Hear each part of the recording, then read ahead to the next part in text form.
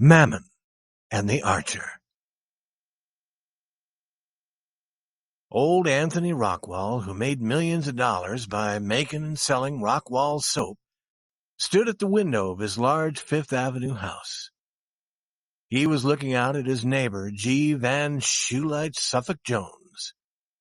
His neighbor is a proud member of a proud old New York family.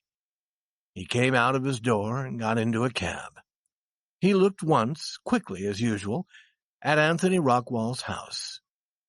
The look showed that Suffolk Jones was a very important man, while a rich soap maker was nothing.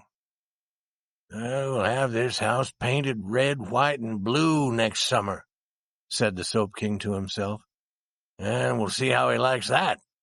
And then Anthony Rockwall turned around and shouted, "Mike!" in a loud voice. He never used a bell to call a servant. "Tell my son," he said when the servant came, "to come to me before he leaves the house." When young Rockwall entered the room, the old man put down the newspaper he had been reading. "Richard," said Anthony Rockwall, "what do you pay for the soap that you use?" Richard had finished college 6 months before, and he had come home to live. He had not yet learned to understand his father. He was always being surprised.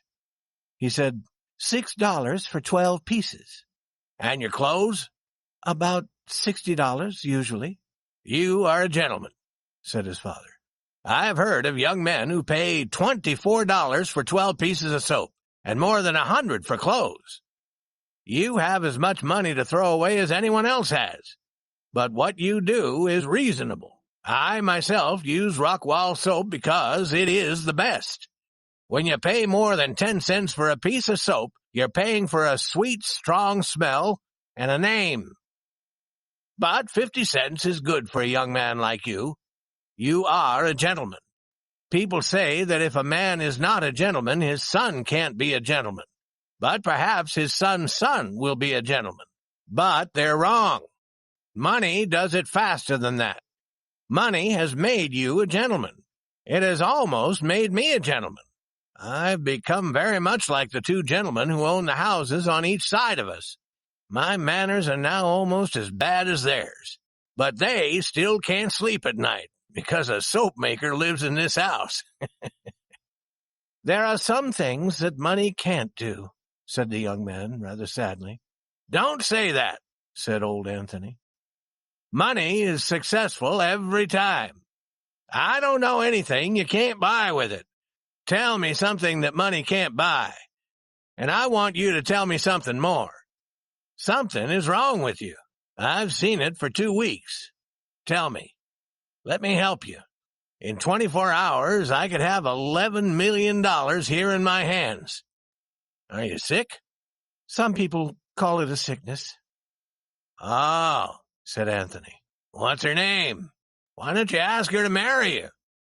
She would be glad to do it. You have money, you're good-looking, and you are a good boy. Your hands are clean.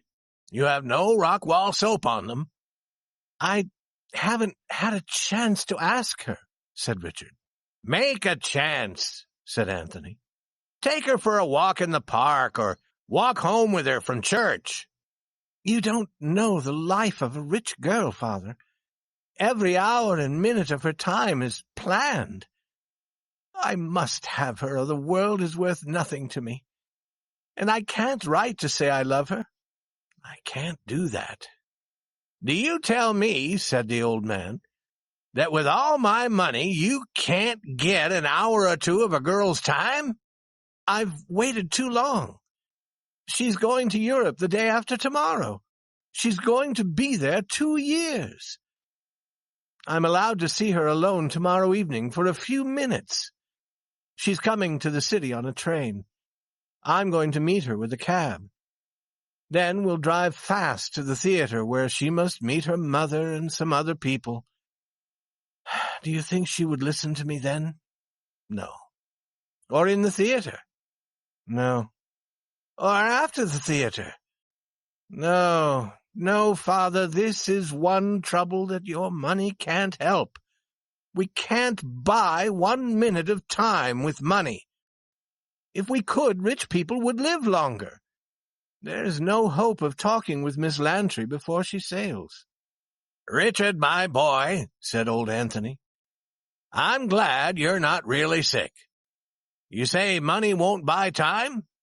Perhaps it won't buy all of time, but I've seen it buy some little pieces." That evening his sister, Ellen, came to Anthony to talk about the troubles that lovers have. "He told me all about it," said Brother Anthony. "I told him he could have all the money he wanted. Then he began to say that money was no use to him. He said money couldn't help him." "Oh, Anthony," said Ellen, "I wish you wouldn't think so much of money. Money is no help for love. Love is all-powerful. If he had only spoken to her earlier, she could never say no to our Richard. But now I fear it is too late. All your gold cannot buy happiness for your son." At 8 the next evening, Ellen took an old gold ring and gave it to Richard. "Wear it tonight," she said. "Your mother gave it to me. She asked me to give it to you when you had found the girl you loved." Young Rockwell took the ring and tried to put it on his little finger. It was too small. He put it inside his coat in a place where he thought it would be safe. And then he called for his cab. At the station he met Miss Lantry. "We must not keep my mother and the others waiting," said she. "To Wallack's Theatre, as fast as you can drive," said Richard to the cabby. They rolled along 42nd Street to Broadway, and from there to 34th Street. Then young Richard quickly ordered the cabby to stop. "I've dropped the ring," he said, getting out. "It was my mother's, and I don't want to lose it. This will only take a minute. I saw where it fell." In less than a minute he was again in the cab with the ring. But within that minute a wagon had stopped in front of the cab. The cabby tried to pass it on the left, but a cab was there. He tried to pass on the right, but another cab was there.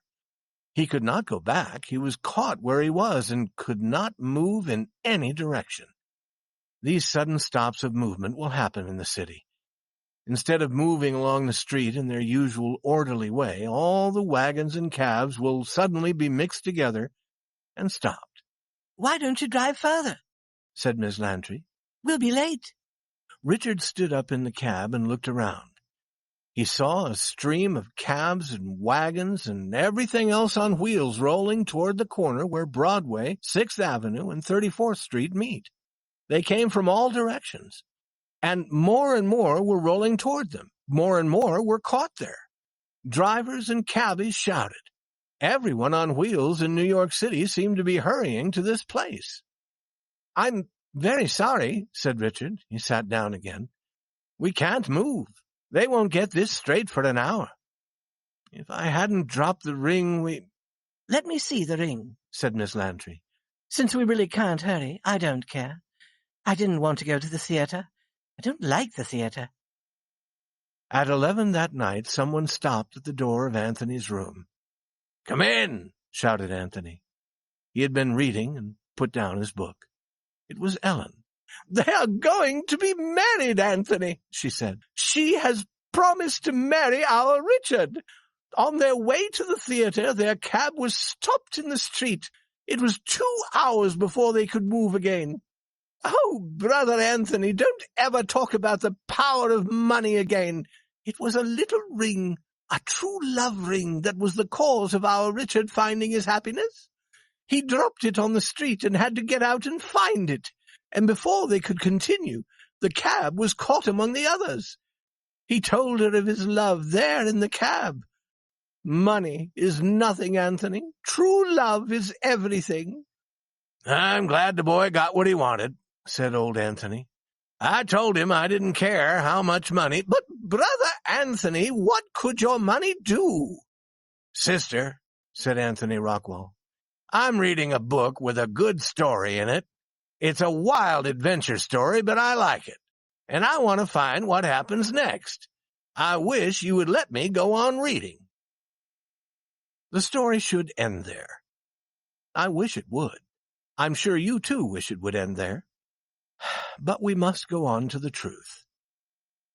The next day, a person with red hands and a blue necktie whose name was Kelly came to Anthony Rockwell's house to see Anthony. "That was good soap we made," said Anthony. "I gave you $5,000 yesterday." "I paid out $300 more of my own money," said Kelly. "It cost more than I expected. I got the cabs, most of them for $5, but anything with 2 horses was $10. I had to pay most to the cops. $50 I paid to 2, and the others $20 and $25. But didn't it work beautifully, Mr. Rockwell? They were all on time, and it was 2 hours before anyone could move." $1,300. "There you are, Kelly," said Anthony, giving him the money. $1,000 for you, and the $300 of your own money that you had to spend. You like money, do you, Kelly?" "I do," said Kelly. Anthony stopped Kelly when he was at the door. "Did you see," asked he, "anywhere on the street yesterday a little fat boy with no clothes on, carrying arrows?" Kelly looked surprised. "No, I didn't. But if he was like that with no clothes, perhaps the cops caught him." "I thought Cupid wouldn't be there," Anthony said, laughing. "Goodbye, Kelly.